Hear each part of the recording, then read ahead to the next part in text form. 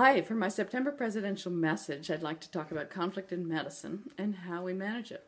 The Joint Commission of Healthcare Organizations looks at sentinel events, which they define as events which can either cause physical or psychological harm to patients or are at risk for doing so. And it reports in its root cause analysis that almost 70% of these events can be traced back to a problem with communication. Now, not all communication is conflict, but it often is related to conflict or can cause conflict. And I think we all recognize that we encounter conflict at work regularly. In fact, I like to say this is our work. One survey estimates that 50% of time in a typical physician's day is spent in some form of conflict. And if we see it as a threat, our primitive brain has a hard time listening and is hardwired to try and decrease the conflict. And our default responses are typically to fight, to flee, or to freeze.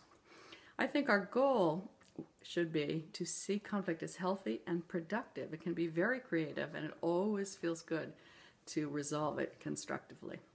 There's a lot of research and an instrument called the Thomas Kilmann instrument, which defines the 5 possible responses to conflict, depending on how assertive we are in meeting our own needs and how cooperative we are in addressing the other's concerns.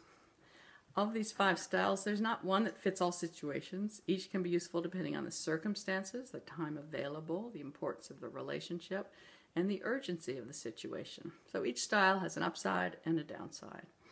We each have a dominant conflict management style, and I think it's important to be mindful of this and to recognize what it is.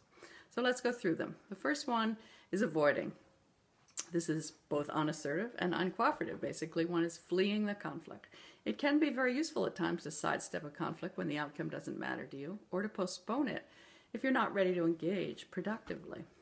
But you've got to recognize your interests will not be represented when you do that. Next style is accommodating, which is unassertive but cooperative. Here you're going to sacrifice your interests to satisfy the concerns of the other, but it does mean you have to obey their orders or yield to their point of view when you disagree. So the relationship can suffer as a result if we use this regularly. Next style is compromising, which we're all familiar with, where we look for a mutually acceptable solution that partially satisfies both points of view. And this often can mean splitting the difference between 2 positions. The downside is we don't take the time to explore the interests underlying the positions, namely what the needs or wants are of each party. However, it does take less time, and it can be very useful when the outcome doesn't matter much to either party. Fourth style is called competing. This is assertive but uncooperative, and here an individual pursues their own concerns at the other person's expense, using their power, whether it's their rank, their ability to argue successfully, and their goal is to win. In urgent situations, this may be required. However, the downside is you're not going to hear others' point of view, and the relationship may suffer if it's used regularly. The fifth style is called collaborating, and this is both assertive and cooperative. Here we are attempting to work with others to identify a solution that really satisfies both sets of concerns. You're going to have to dig into the issue to pinpoint each side's underlying needs and wants. And this may mean taking more time to hear in detail the other's insights and perspective, and often coming up with a creative solution that can satisfy both sets of needs. This approach helps build relationships and satisfies both interests, but it does take more time.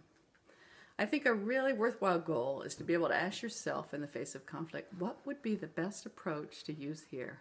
And to feel capable of using all 5 conflict handling modes and not just your default style.